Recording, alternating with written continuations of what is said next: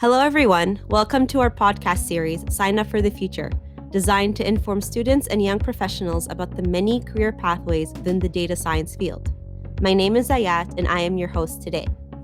As the whole world is currently facing the COVID-19 pandemic, it is evident that data scientists are at the forefront of communication, bringing information on important statistics and disease outcomes to the scientific community as well as to the general public.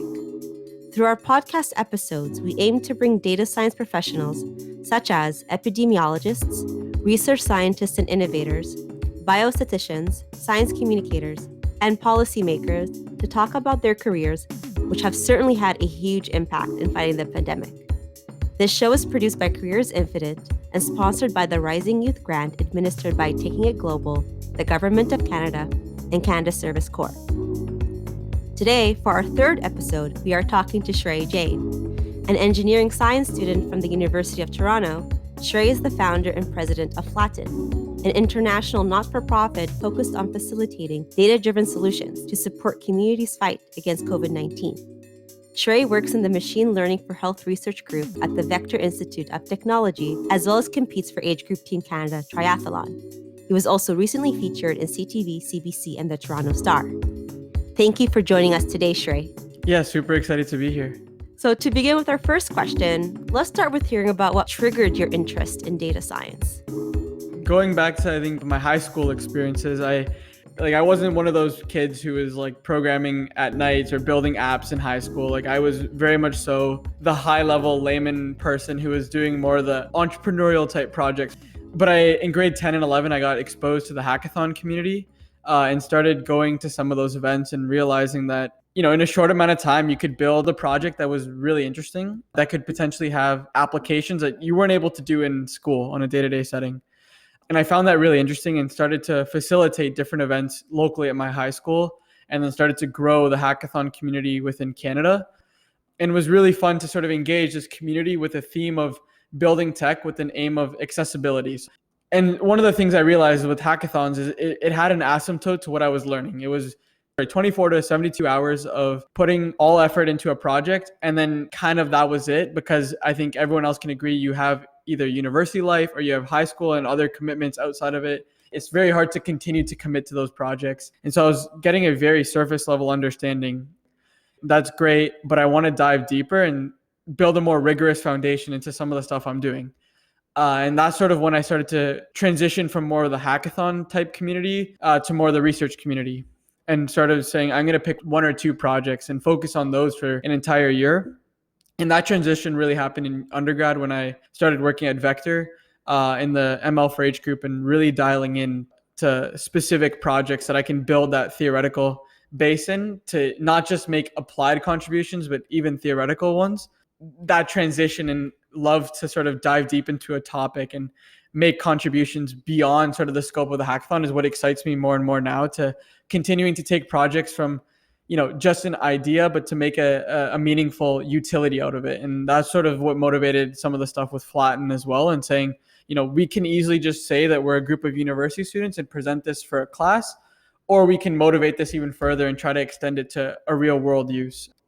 So what motivated you to start the Flatten initiative? Can you provide our listeners with details regarding what Flatten is and its initial goals?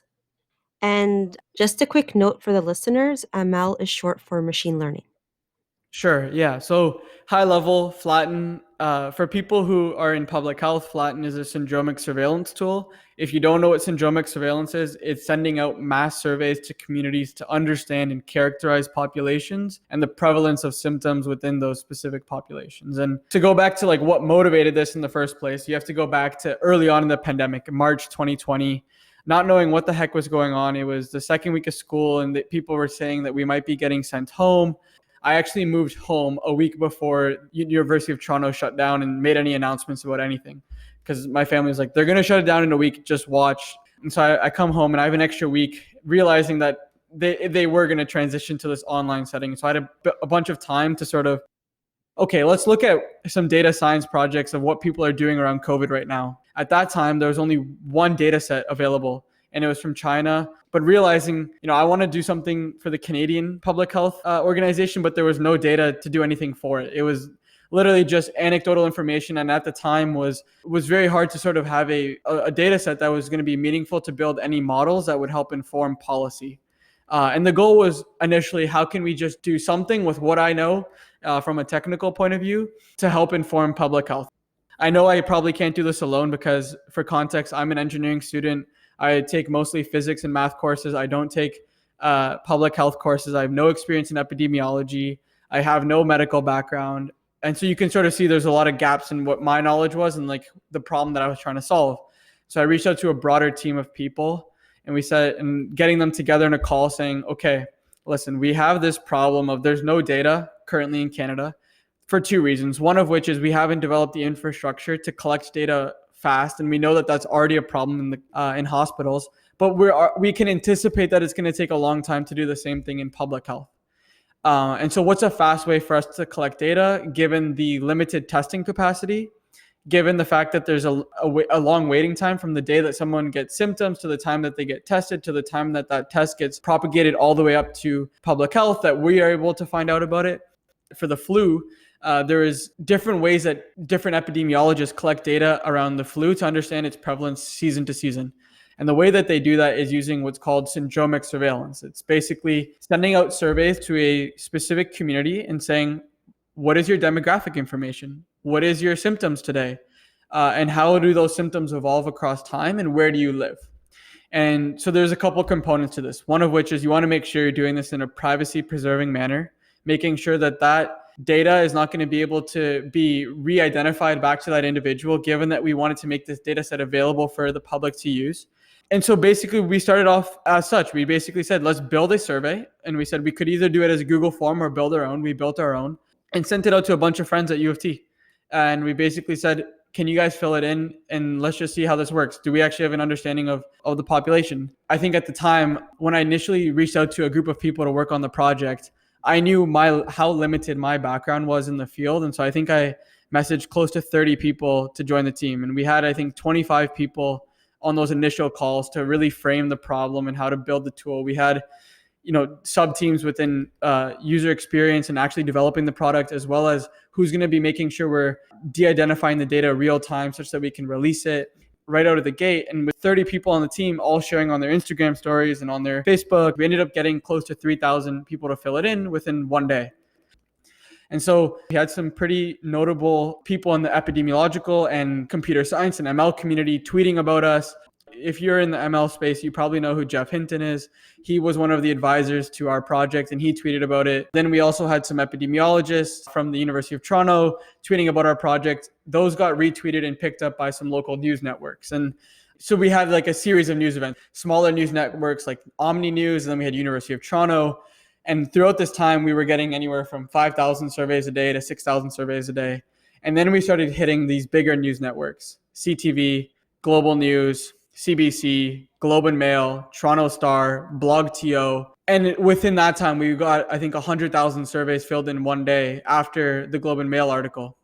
And that's when we knew what we were doing was working, because we were capturing data real time about the entire Canadian population. There wasn't one postal code that someone didn't fill in a survey from in all of Canada. Every single postal code had at least one survey filled in for the entire country. And so we knew that we were able to take a snapshot of what COVID looked like from a symptom point of view, from a demographic point of view, from a mental health point of view, and all these other characteristics that something like a nucleic acid-based test won't be able to capture. And so that's sort of the story of what we were doing in Canada. Oh, wow, that's really interesting. So for our listeners, you took that survey data and created a map of locations of where people were experiencing COVID symptoms using their postal codes. So I'm guessing you were able to pick up on regional-based trends, such as which regions were reporting quite often COVID symptoms versus regions that were underreporting, correct? Correct. Yeah. And I think I missed something that was really important in the motivation. When we say flatten, it's really important to understand what that means. And what that means is, we have a certain number of ICU beds. We have a certain capacity of resources in the hospital. And that capacity is what's known as the threshold. Additionally, we have a certain capacity to test, and we have a certain number of cases per day and a certain number of people who will become positive and require those resources. It's a famous New York Times article that basically shows there's these two curves, one of which is a curve if we don't implement any non-pharmaceutical interventions and a curve if we do. And the goal is to say, can we motivate and inform and implement non-pharmaceutical interventions that are going to keep this curve underneath our threshold resources? And so the goal of the map was to say, okay, we know that there's some more remote regions of Canada, or even in the most densely populated areas, can we look at a more granular picture of how COVID is potentially going to spread based on people's symptoms and try to inform policymakers of where resources might be needed first, such that they could transfer between hospitals? That was the initial real motivation. And that's what the heat map provided. And that's why the city of Montreal partnered with us as well, because they saw that, wow, we're getting like a real-time picture of where the potential prevalence of this disease may be. And we can now manage resources accordingly. And that was really important in March when resources were limited. So you mentioned that you were collecting hundreds of thousands of survey responses in real time, and you would have to clean the data, de-identify it, and then map it online. This clearly requires a variety of programming skills. So for those who are interested in the more data science aspect of it, can you describe the workflow, including data programs that were employed to carry this out? So for context, I'll break down the Flatten sub-teams. So we have obviously the public health team, the legal team, the media team. But for the data science folks in the programming, we had our technical team broken down into the following subsections, one of which was our data analytics and data privacy, which was people in charge of providing insights to the communities or our partners, as well as making sure that our data was being released in a privacy preserving manner. So what does that even mean from a technical point of view? Canada has these standards and guidelines in which you can release data. It's called the SDC protocol. You need to make sure that that protocol is followed when releasing any data. And so, for example, if we had surveys filled in from a very remote region of Northern Ontario, we would want to make sure that there can be no membership inference attacks on that specific survey, such that they could figure out who that was in Northern Ontario. Because for context, if you had a Hispanic person with cardiovascular disease with a specific symptom in a specific postal code with a census data and other openly available data sets, you can do what's called a linkage attack and figure out who that was. And so we wanted to make sure we were following the privacy guidelines and saying, okay, if there's not 50 responses within this postal code, and doing what's called the SDC protocol with Canadian public health guidelines and making sure that we're above the threshold line, we'll be able to do that. And what that looks like is on the back end, literally writing a statement. If there's not greater than 50, responses in this postal code, then don't upload any data on the heat map. That's sort of the data privacy high level. There's a lot more that went into that, but on. In terms of the actual components, well, to be quite brutally honest, we were a very pragmatic team that was very nimble and very agile in what we were doing. And so I can't give you a concrete answer of what software we were using because it changed almost every 2 weeks. It's very messy, but at a high level, I would say for the front end, we were using React. For the back end, we were using Google Cloud Storage. And these are all tools that you can be very, nimble with. You don't have to use what we use. We were just using what we knew at the time. From a design point of view, we had professional UX designers helping us understand how to write text to communities that we were trying to reach. Like, we're not just trying to reach 18 to 25-year-olds to fill in the survey. If we want to actually inform public health, we want those 75-year-olds to go on their laptop and fill this in, or their phone, because without capturing the vulnerable populations, we won't be able to correctly characterize a population. And so that's when we had professional UX people come in and help us. Yeah, and I don't think there's anything specifically novel in the way that we built this tool. It's very much so a survey that has a streamlined process of taking the data from the survey and mapping it. It's not something novel technically, but it was something novel because of how fast it was being done relative to other public health surveillance tools in Canada. That was really informative, thank you. So I know this project's initial focus was Canada, but I learned that Flatten shifted gears recently with its syndromic surveillance study to monitor the spread of COVID-19 in Mogadishu, Somalia. I would love to learn more about what type of study that was, how it came about, the methods used to collect the data, and most importantly, the overall community impact. Recently, I had the privilege on behalf of the humanitarian organizations in Mogadishu to speak about this effort with the representatives from the EU, UNDP, and other bodies that help make this happen. So I will preface, Flatten was not the only group that helped make the data collection possible in Mogadishu. There were many different partners, which I'll briefly mention is the Benadir Regional Administration, which is the city of Mogadishu, the Durable Solutions Unit, which was the humanitarian organizations we were working with. All of this effort was funded by the European Union in collaborative efforts with the United Nations Development Program and their partners locally as well. But how did we even get here in the first place with working with this team? Coming back to what we were doing in Canada, we had 500,000 people fill in our survey. We had this massive data set, but the data set wasn't actually that useful. Our initial motivation was to inform what we needed to do to make sure that the curve was under the threshold. And so we didn't have policymakers from the Government of Canada, Public Health Canada saying, we need your data, because they were increasing testing. They were increasing other metrics that were more reliable than symptom data, recognizing the limitations of collecting data that was being spread through TV and social media and its ineffectiveness to characterize some of those more remote and vulnerable populations. Well, that doesn't really fulfill what our mission was as a nonprofit. Our mission was to make outcome-driven results with the communities we engage with. We realized that there was a broader community that we could reach. And so that's when we got connected with a doctor who leads a nonprofit called the Swiss Cross Foundation. And he connected us with some of his collaborators in Mogadishu. And he said, I think that what you've done in Canada can be replicated in Mogadishu. And so we met with their team. And at the time, it was the first week of April. They had only one ventilator in the entire country. This is for all of Somalia. Their testing was very hard to do because they only had 4 testing centers in all of the country. And the samples were either done in Mogadishu or in bordering cities within Somalia, or sent to Kenya and then sent back to Mogadishu to determine whether they were positive or negative. So it was a very slow process. So we know that they have some problems with testing. They don't have a good gauge on what the population is looking like with respect to COVID. But you can probably imagine as a listener why Flatten can't just copy paste our code and put it in Mogadishu and hope for the best. There's problems there like internet penetration, technological access. There's also political conflicts and stigma around these government-run tools. We can't just take what we did in Canada and put it there. We need to actually build a whole new tool. And so within a matter of a month and a half, we built a new product that was customized for their needs, and I'll go into what that looked like, to fulfill data collection in Somalia. And so this is what we think is a novel approach to collecting data in resource-constrained settings, because fine, we have contact tracing apps, we have flow modeling for mobility tracing, we have syndromic surveillance, but those are all so dependent on internet access and technological penetration of physical devices. In the city of Mogadishu, a population of 4 million, 1 million of those individuals live in what are called IDP camps. 10% of the entire city has access to internet. You can already understand that there's going to be some barriers. Within IDP camps, 1 in every 8 people have access to a phone. So it's not going to be as easy for us to just deploy this app or even a survey and hope people fill it in. So we said, okay, let's see what other people have been doing globally in other resource constrained settings. And what we saw in Ghana, as well as in some other areas of Somalia, was they had people in person surveying for contact tracing. And we said, okay, that could be interesting. What if we did syndromic surveillance, but had people surveying in person?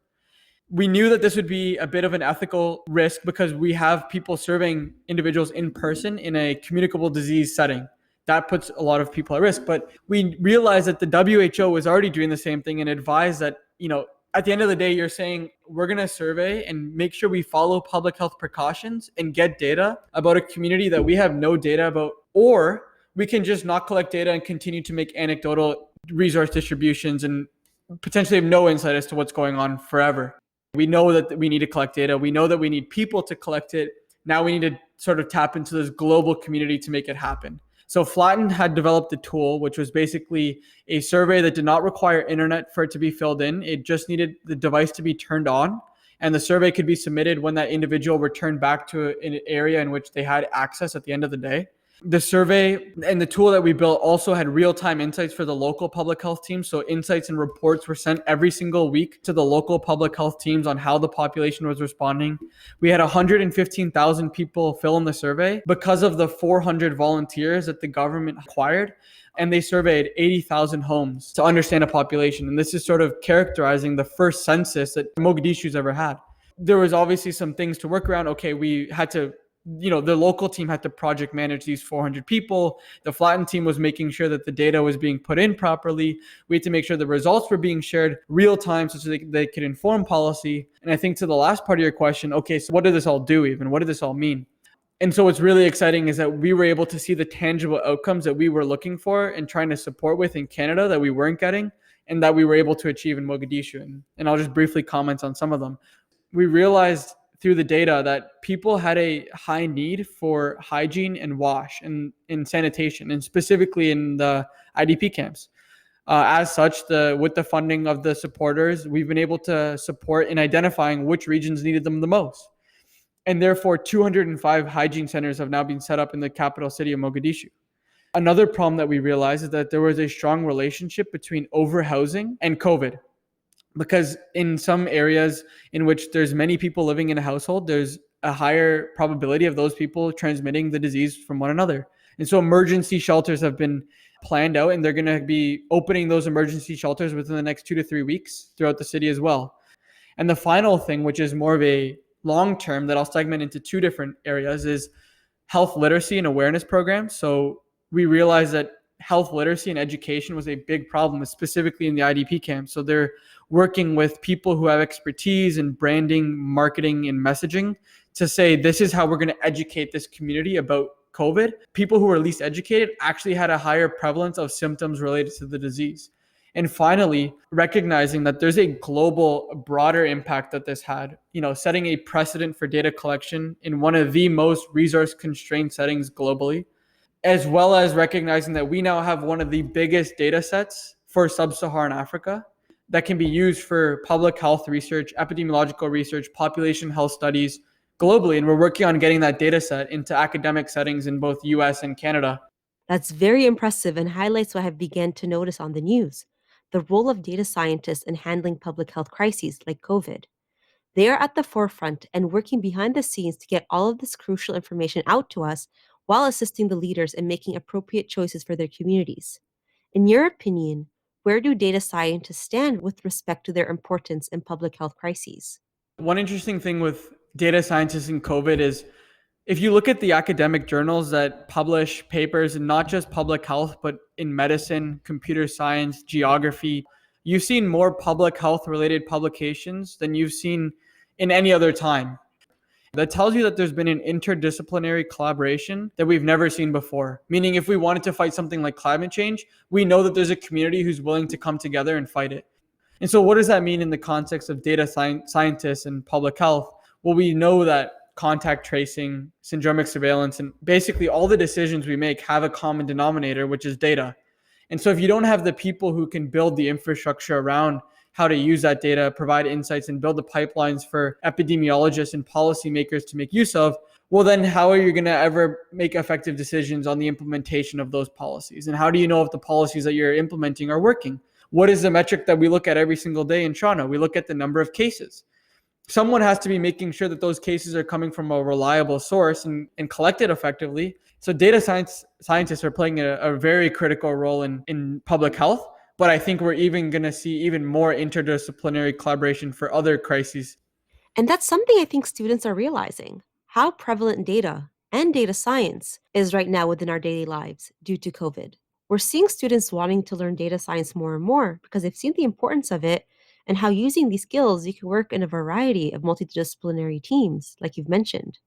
So for those students who don't actually have an engineering or computer science background, but do want to transition into the data science field, do you have any advice for them, such as what skills they would require and whether they should learn to code? Well, for context, I didn't come from a very rigorous programming background. The way that I learned best was just getting onto a problem and trying to solve it with a people that I would feel like I would do this for fun as a hobby because I want to do this in my free time.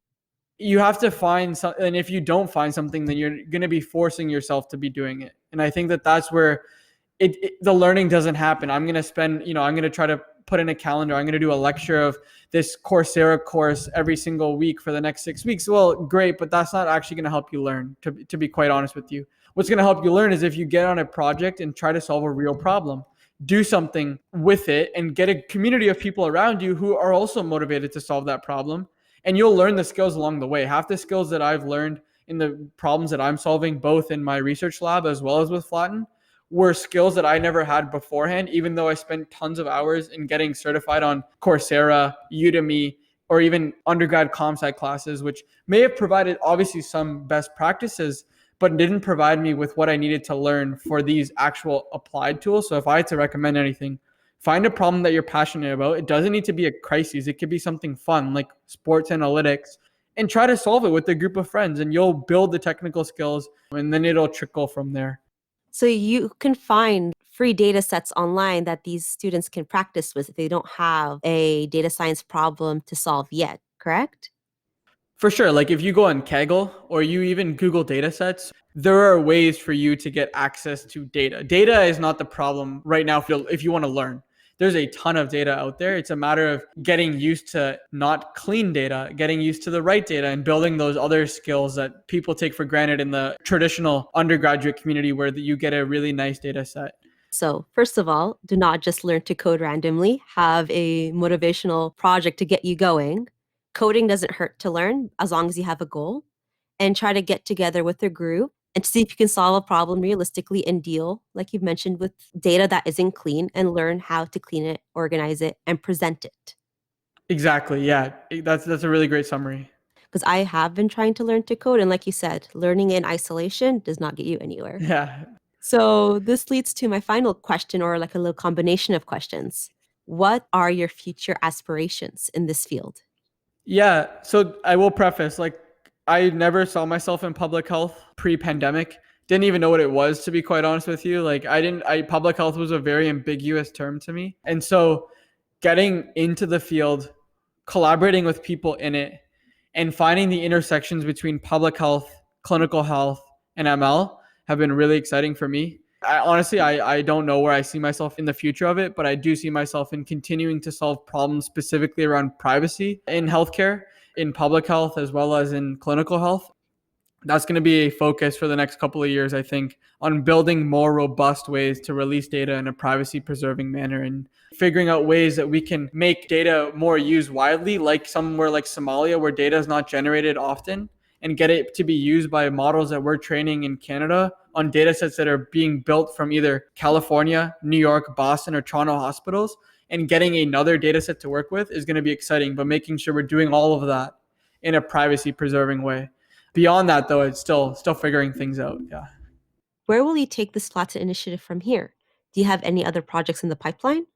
I think the Flatten team right now, we're really focusing on getting our data out from the Somali team as well. So working with their team to publish that data set, because we were really excited for data scientists globally and ML experts in the field to get their hands dirty on that data set, putting it into datathons, university courses, and putting it up on platforms like Kaggle such that people can use it. And the same with the Canadian data, even though it has less public health value, we're really curious to dive into the mental health components of that data set, which can be useful beyond COVID, recognizing that this online ecosystem that we're developing now is probably not going away for some companies as we've seen long term. And so we want to understand how can we take some of that data, provide insights to organizations like KMH or other platforms for mental health purposes.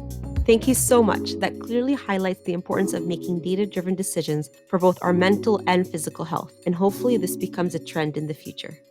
For sure. Yeah, no, I really appreciate you taking the time, and the questions are really good. And thank you very much. Thank you so much for taking the time to speak with me today and for sharing very useful insights.